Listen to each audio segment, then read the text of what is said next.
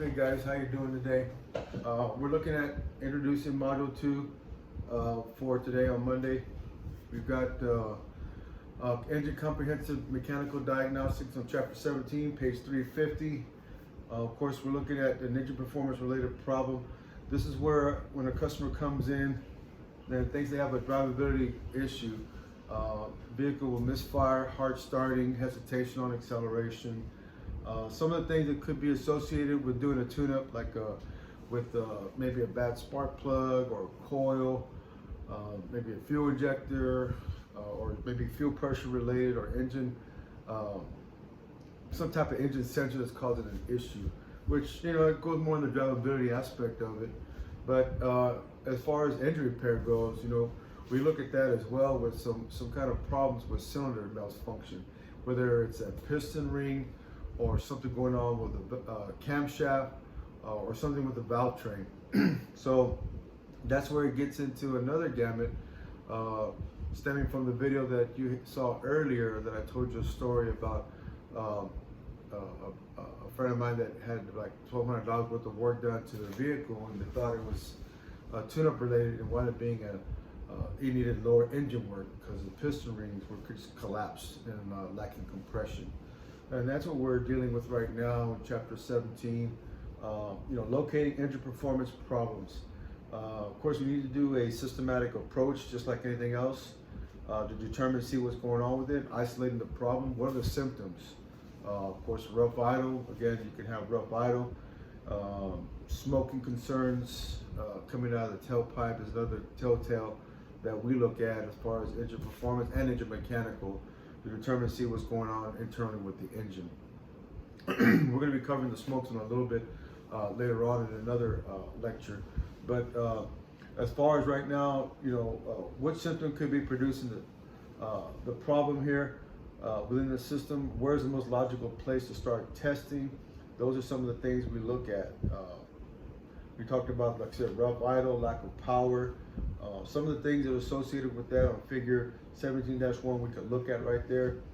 The other thing that we look at, of course, we focus on is what are the faults that can cause a low compression, faults that can cause abnormal exhaust smoke, or faults that can cause a mechanical noises within our engine that could relate with these symptoms of rough idle. So taking a systematic approach is important. Logical testing for rough idle, we look at 4 things that we'll be looking at, and you're doing on worksheet 9 in the lab this week, which is going to be stemming from excuse me, the power balance testing. We look at compression testing, cylinder leak down testing, and doing a manifold vacuum test. These are the 4 things, and we'll get more detail in another lecture. But you have to go with this systematic approach this way to determine and isolate the problem of a possible cylinder that's malfunctioning, or something related with that cylinder. There's like 5 different things that could be associated with that cylinder not firing correctly. So we'll get into that a little bit more in another lecture. But just to kind of preview a little bit, you know, cylinder power balance test, what that does for us is, you know, we can use a scan tool, and there's another method that I use with vacuum boots and a test light, where you can short out a cylinder, and we should have that cylinder idle rough, and the scan tool, it does it for us when we do a cylinder power balance test in each cylinder for about 5 milliseconds or so before it goes to the next cylinder. And what it'll do is it'll short out that cylinder, which will drop the RPM, and you should have a rough idle. That's good, that's normal. We need to have the RPMs drop on each cylinder when it goes to the whole test of doing a cylinder power balance test. If the RPMs do not drop when that happens, then there's a problem with that cylinder. Now we can isolate that and do the next test, will be considered a compression test. So a compression test basically shows us there what the validity of that cylinder is doing there, and if it's be able to produce a power stroke. So if we do a compression test on the cylinder that's not producing a power stroke, we're going to have low cylinder compression, obviously. So a couple of things we can do with that, we can inject some oil into the cylinder and then crank the engine over and then reinsert the gauge and see if the reading goes back up. If it goes back up, then we know we have worn piston rings. If the readings stay the same, then it's in the valve train assembly. And then we can narrow that down further by doing a cylinder leak down test, which can help us pinpoint a cylinder that's not, that doesn't have compression.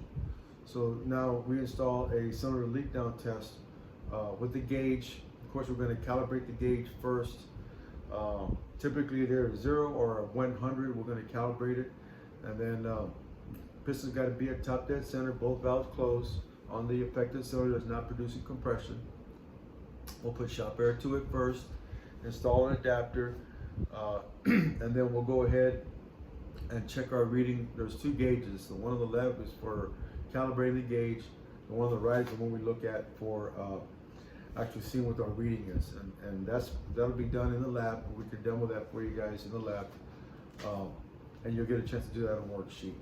So below 10% is good. Anything above 30% is dead. And once we start seeing above 30%, now we're gonna look for areas of where we have a problem with.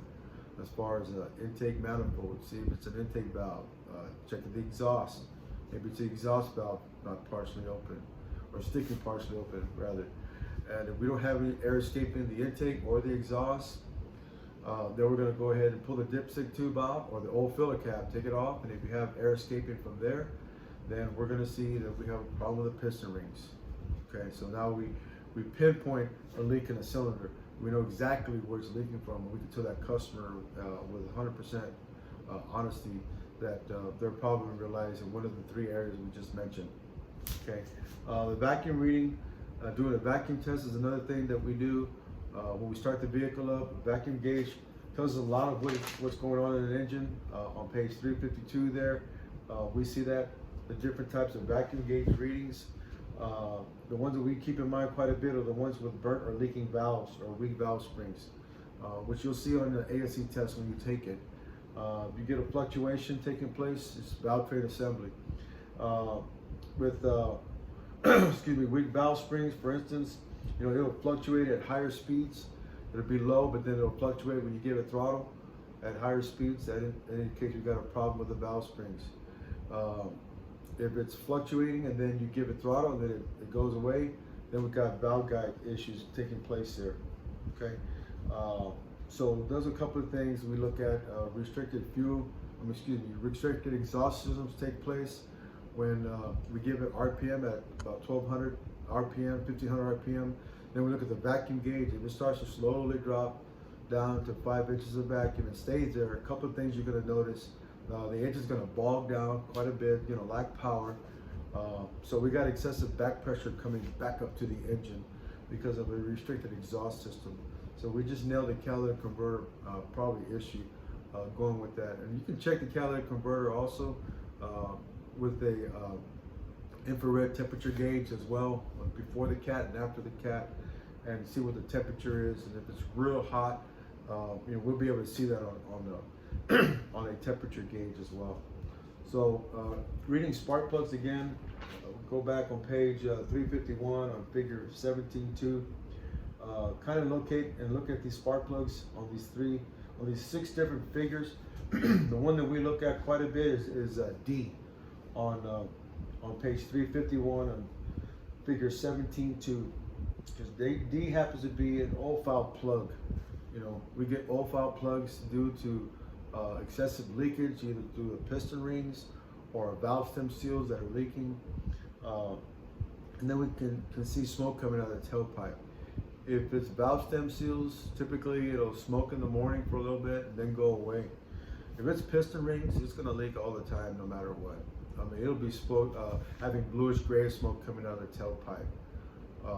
Bluish gray smoke is burning oil, guys, and that will cause an oil fouling plug to appear, and you'll see a blistering, just like you do here on page 351 on the spark plug chart on D. Take a look at that. Okay. Excuse me. So with the hand scan tool, when we do a cylinder power balance test, we're shorting out each cylinder like I mentioned earlier. It's a very good way to do that. Of course, the other method, you can use a test light and a vacuum hose that I'll demo for you guys today in the lab area, and you guys will get a chance to look at that. If you don't have a $5,000, $6,000, $8,000 scan tool, and you need to short out cylinders, you can easily do it with a test light and with a vacuum hose. And you'll see that today in the lab. The other thing that we look at, of course, like I said, is the compression gauge.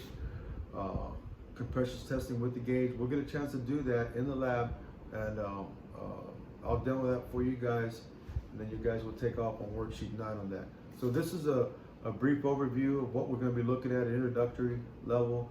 Each of the 4 areas, cylinder power balance test, compression test, cylinder leak down test, and manifold vacuum test, we will pinpoint more in the next lecture.